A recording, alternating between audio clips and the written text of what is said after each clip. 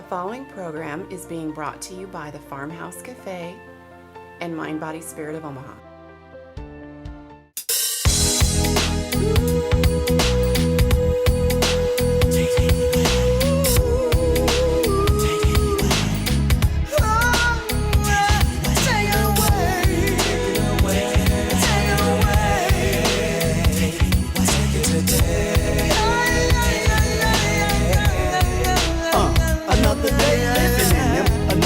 Living in the millennium. Souls be looking for a healing and he's healing them.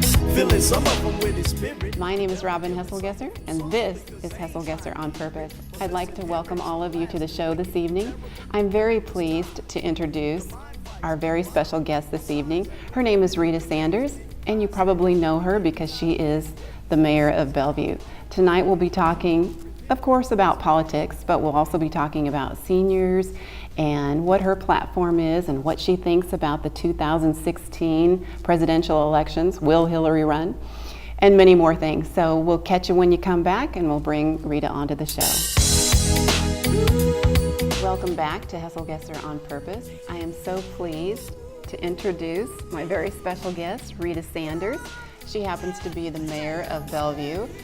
And I feel a little bit lazy in her presence. Before we came on air, she was telling me that she ran 3 miles? Five. I feel even worse. 5 miles and motor lawn before I got up this morning. So I need coffee in my cup to keep up with you, I believe. Welcome to the show. Thank you so much for being here. So I'm not quite sure where to start, except that I read your bio and I'm a little bit in awe. For those people that might not know, you are from Hawaii. You're half Hawaiian and half German, yes? Mm-hmm. And you have been here since when? 1983. 1983. So have you always been in Bellevue? Or were you? Yes. Okay. I came out to Bellevue for my sister who's in the audience in 1983 for her wedding and met some great people and the best man, and we were dating, and I decided if I were to settle down, this would be the place. I was in California at the time, but Bellevue, Nebraska had great quality of life, and this is where I chose to settle down and marry and have my 2 children. That's wonderful. So you are in your last year. Of my first term. Of your first term, and you're running for re-election. I am. So congratulations on that. Thank you. You know, I have to tell you, I have a networking group called FREE, Females Reaching Excellence Through Encouragement. And we happened to meet today, and I was telling them that you were going to be my guest this evening. And the accolades that came out of their mouth was astounding. The community spirit that everybody feels, the positiveness. They all said, there were a couple people from Bellevue there saying that nobody, the rest of the communities just can't hold a candle to that, and I'm sure that's in large part to you. So I just wanted to share that with you, that all of the comments have been so positive. As you look forward to this next term, what has been your platform, or what do you feel sets you apart? Wow. I think the most important thing was the first 4 years is leading into the next 4 years. It took about 3 years to build the relationships that needed to be built and find out what really needed to be done in the city to move the city forward. And so getting to that point and learning all of the underneath current that was happening and where we needed to start some fundamental work and build on that. And it started with, really at the top, with the city administrator, going after one that was licensed, qualified, experienced, because with that experience, then everything falls into place, or at least it starts to fall into place.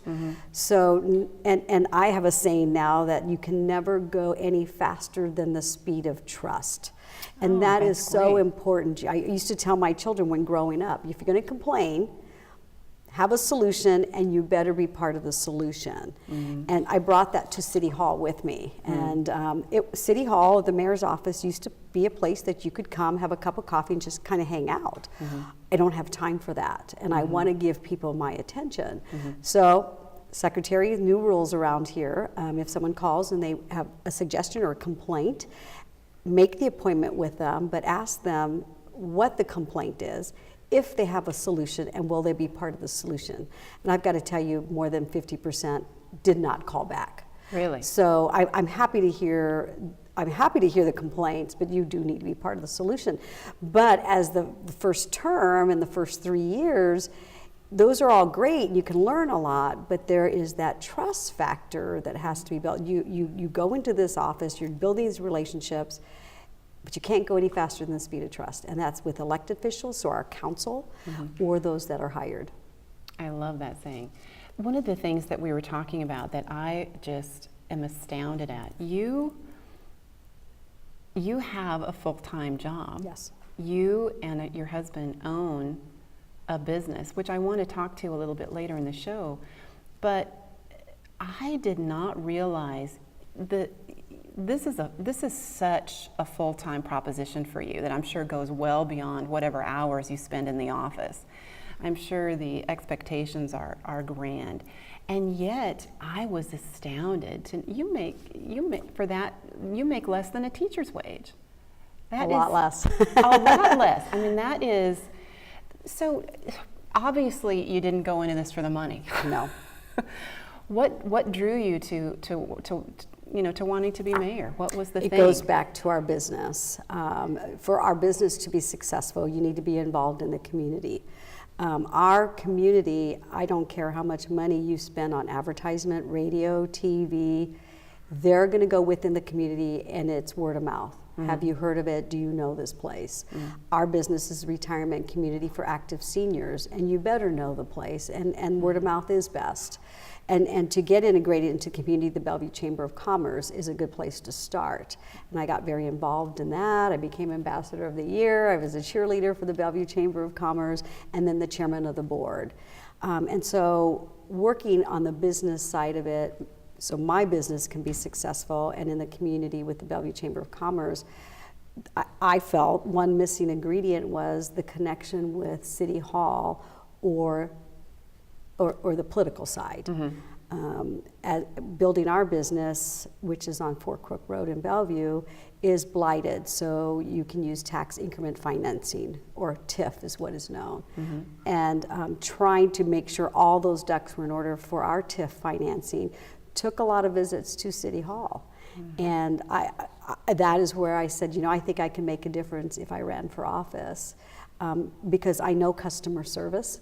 And if I worked City Hall like I would my business, I think we can be more successful. So the economic development side and the customer service side was my platform. That's wonderful. That is wonderful. I would imagine that, without that, there has to have been, and continues to be, I'm sure, no small sacrifice. You're a woman, you have a husband, you have a family, you're trying to juggle all of these things. We were talking before we went on that you and I, and probably most women, but you and I particularly, we're very strategic. When you were running this morning and mowing your lawn, you were probably thinking about things that you had to do and how that was going to impact things a year down the road. When you think about this, how do you juggle everything? Do you think, is it even possible to talk about balance? Everybody says, it can be done, but really, can it be? Because you're always sacrificing one thing to be better at another. Wouldn't you agree? Absolutely. And so number one thing is write it down. I need to have the balance in my life, and I do know what that balance is. So I start my morning pretty early with a run. I do need to get that part done. Every year. That's for you. That is for me. That is every year I sign up for a marathon. So and you have to do you put run so many every miles. day? Almost every day. Yeah. And if the weather's bad and I can't be outside, I will at least get on the treadmill, which I hate. But now So running, somebody needs to explain this to me, because I don't run unless somebody's chasing me, and then it depends on who it is. I don't get the whole running thing. It's just, how do you do that? You know, it's not. They're going, oh, me neither. Really? It's not for everyone, right? So that's why there are other things you can do. You can swim, you can bike, jazzercise, yoga. You've been kind enough to give us tickets. We're going to go to the air show and hopefully interview some people next. It was a week from this Friday, right? It's a week from. Mm-hmm. And she was saying, well, tradition is that you ride your bicycle. I think not. My idea of two wheels is taking my car a little too fast around the turn. Sometimes I need to figure out where I'm going to get that exercise. If I don't get my run in, how do you fit it into your daily life? Yeah. Because it's important for my health too. Yeah. Well, I think we, especially as women, we do need to put ourselves in the mix. We have to prioritize. We have to do something for ourselves. Or otherwise we're not going to be, it's that airline philosophy, when the oxygen masks come down, you have to take care of yourself first. Mm-hmm. And I think that's a lesson for us all. If we don't plan it, if we don't put it into our day, it's going to get away from us, and we're not going to do it. And we're going to blink, and when's the last time we did that? Right. The priorities stack up. Right. So let's talk a little bit about, we've got an upcoming presidential election in 2016. I know that you happen to be Republican, right? Mm-hmm. What are your thoughts about this upcoming election? Do you think Hillary's going to win? Do you think that after Barack Obama, this country is ready to elect a female for president? First of all, I don't know if Hillary has actually officially announced that she's running. I haven't heard that. She has not. She has not. But speculation. So I hear there are others that are looking at jumping in, so we have to wait and see who they are. Last presidential election, I had a great opportunity to meet every single one of the candidates. And I say that to everyone, they do make themselves available. You can get online, you can look at their calendar, you can see where their events are, and you can meet them. Even if it's just for a few minutes, but try and meet the candidates. A lot of who the candidates are just like the two of us sitting down. You get to know the feel of the candidate if that's all you do. That's important. You can go even further and help them raise money and be part of the campaign. But they are accessible, and so get to know the candidates, but hold out to see who all jumps in. So we've got another couple years to go. I know next year for sure we'll have a better idea of who jumps in there. Yeah. But there might be a couple other females that will jump in as well. Mm-hmm. One of the things that I respect about your position is that you're very much, although you're Republican, you're very much about the best candidate, whoever that is. As women, we talk about, equal rights and how we're moving along and making sure that there's fairness. But really, at the end of the day, you hope it comes down to we get the best person. Right, and there's a lot of suggestions or asks of me to support certain groups, especially women groups, and diversity in the workplace or in the political world. And that's all well and good. I encourage anyone that steps up in the political world, but we also are looking for the right person, the right fit, who can do the best job. And sometimes it's not the female in the room. Right. And someone has to step up and be able to say that. Absolutely. And we hope it's the best female because our ability to multitask, right? Yes, yes. And we have great instincts, and I think we have great problem-solving skills, and we're good at negotiation, and the list goes on. Right, and I sit on the MAPA board, so Metro Area Planning Association, and one of the things I see there is most of the time I am the only female in the room, and yet there should be more of us at that table making decisions about planning in our community, on our roads and transportation, because guess what? We are on the roads driving the kids to carpool, to dance lessons, to the grocery store. I still think more women are out there doing those things, and we know the roads and the streets a lot better than our husbands might. We know exactly which is the better route from school to work to church. Absolutely. Because I tell my husband so every time we get in the car. So I bet he loves that. But we are on the roads more, and so there should be more females at that table because we are out there. And we need to show up. Right. I mean, we need to show up. Right, and I know there was a Facebook post that I was going to be on the show this evening, and someone suggested I talk about diversity, and what am I doing for that, and I like to do as much as I can, but also that person has to step up too. You know, when I stepped into the political arena, there were 5 men and me running for the office, and no one could help me. I had to get out there and do it myself and be able to take that step. So take the step is what I can say to them.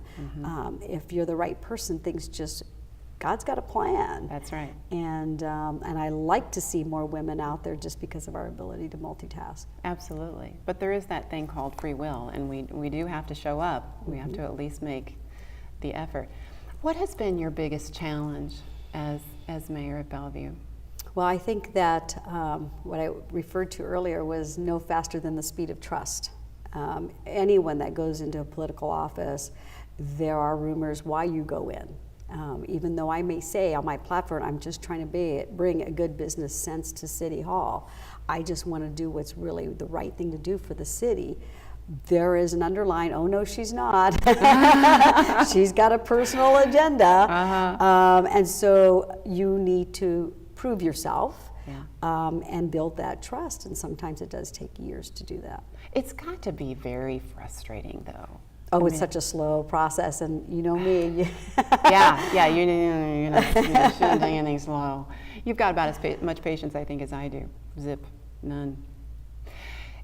I want to talk to you about the business that you and your husband have.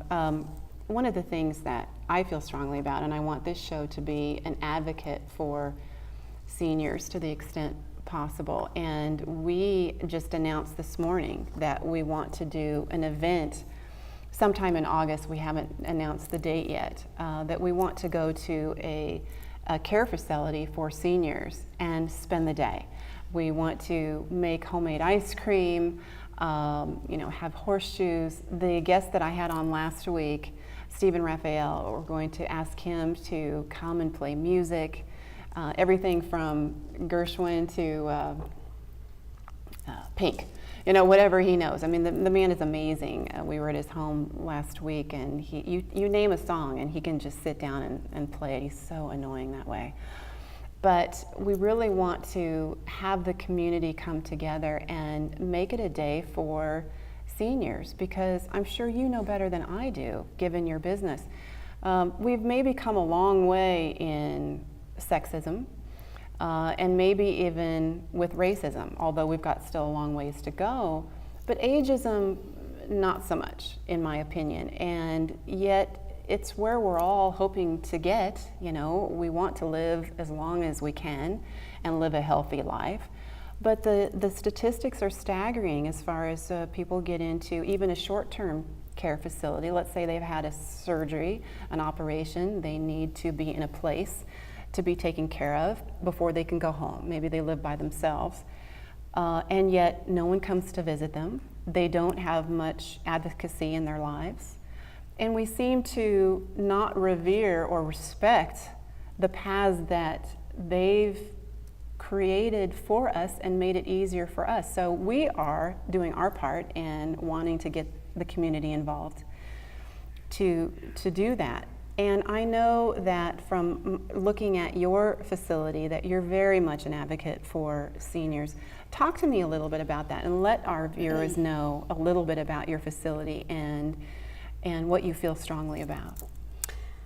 Wow. So where do you start, right? Yeah, where do you start? We all know the baby boomers were coming, and we knew they were going to age. And we know that they're the first generation that wants the instant gratification. And how do we become ready for that? And that's where our business, we looked at when the baby boomers were going to become senior citizens, what can we do for our community that would involve the seniors? And it was to build this retirement facility that was for active seniors. Maybe not so active, grandma's not driving anymore, but she can come and have coffee, play bingo, play bridge, have family over, but not worry about the roof and the lawn and all those other maintenance that go with a house. Yeah. And you don't want your family to be your entertainment, so they have someone they can have coffee with. They are among their peers. But yet I don't think, and I don't know if it's a lack of respect, I think more of a lack of education that we didn't do for the younger generation, that they understood, yes, mom and dad gave you this great life and you have a college education where we've raised you to go out into that world. But at what point do those kids come back to that world or to that circle to help mom and dad? That's a piece that we're missing. You can't just go to any facility and say, take my mom and dad, please, and we take care of everything. Because it works best when the family is involved. Because at that age, you're going to get sick. There's going to be some issues. And is it the business's responsibility to take mom and dad into the doctor's office to listen and be their advocate? No, it's really the family that should be there to listen. What is the next step? Who takes their car keys away from mom or dad when they can no longer drive? Is it a business that should do that, or is it a family member? And I say those important decisions and those life-changing decisions really should have a family involved. But I think we help put that together. And what I see most importantly are the families that don't realize it's my job. Because I do finding myself standing right in front of a family member and say, wait, we need to talk about this because mom really does need your help. We need to stop for just a minute and help her and understand that. And I think, you know, we raise these great kids to go out in that big world, and the world now is so international, and so the social media has really connected that. But we need to rein them back into the local family, because the aging parent and the steps that need to be in place takes family. I couldn't agree with you more, and I think it is difficult. You know, we've got many homes, many families out there who are facing that fact of an aging parent, and yet they both have full-time careers. They're raising children themselves. They're trying to balance everything, and the emotional and physical toll that it takes has got to be, and financial, has got to be extremely taxing. I can tell you that from personal experience, one of the hardest things I've ever had to do was take my mom's car away from her. And she was so young. And I knew that what that meant to her was her independence. It was an extension of her personality. It was freedom. Yes, exactly. Freedom. We tend to be a family that loves automobiles, and it just absolutely, and I'll tell you that one of the hardest things for me, I sat on the floor and I just bawled, because after she passed, and she passed suddenly and very young, I was going through her things in her purse, and I found the driver's test that she had taken, because she had let her driver's license lapse, and that was one of the conversations I had to have with her. You know, Mom, you cannot drive, because I didn't know, you know, that she was driving on an expired license, and when I found out, you know, I had to have that talk with her. And to be honest, to your point, what you were talking about before, I kind of hoped somebody else would take that monkey off my back, that she would flunk it, and then I wouldn't have to deal with it as her daughter, because I didn't want to. But she didn't. What I found in her purse was a failed examination. And it just broke my heart, because she didn't feel like she could tell me that. And I found out after the fact, and I had to take the car away from her. So it's such a difficult situation for everybody. So if we can, as a community, rally around a center such as yours and help, and as you said, because I think you put it perfectly, get more educated as to what we need to do, because we don't know. It's kind of a reverse. You know, when we were teenagers, parents put those structures in place, and they're the ones who told us no, whether we liked it or not. Yeah. Now we're having to do that. And for some of us, it's a lot harder than others.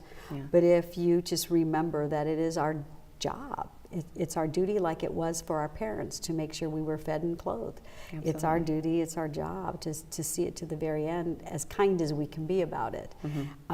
It's hard on some of us, though, right? Absolutely. We would rather not deal with it. Yeah. But I can tell you, first and foremost, when those boundaries are put in place, it is best that the family does it, because there's a lot more care. It might make us cry, and it might be very hard for us. But it is easier. You know, most of the seniors that we see, they know it's coming. Yeah. That is why they're there to begin with. Sure. So mom knew she probably couldn't drive any longer before she even took the test. Sure. Yeah. Yeah. And then she pushed it a little bit further to Yeah. see if you would say no and take the keys from her. Yeah. So Yeah. we know it's coming. It's that structure and that confirmation to tell us so. Yeah. What are you looking forward to most in the next 4 years? You know, one of the councilwomen that is not running for re-election the other day took me aside and said, if I can give you one advice, is to enjoy it. I didn't enjoy the process, the position, and I wished I would have just had more fun with it. So I'm going to relax a little bit. Yeah. I've got to work hard, though, to win the election first, and then I'm going to relax a little bit. And those that were hired to do their job, now we should be able to do that. We've got some great economic things happening. We just know how to get it to that place. We've got a new Highway 34 bridge coming in. There's a lot of excitement happening in the city. But I think people are in place and they know each other. We have cell phones. I have the mayor of Omaha's cell phone and all the mayors of Ralston, and we can pick up the phone and call each other.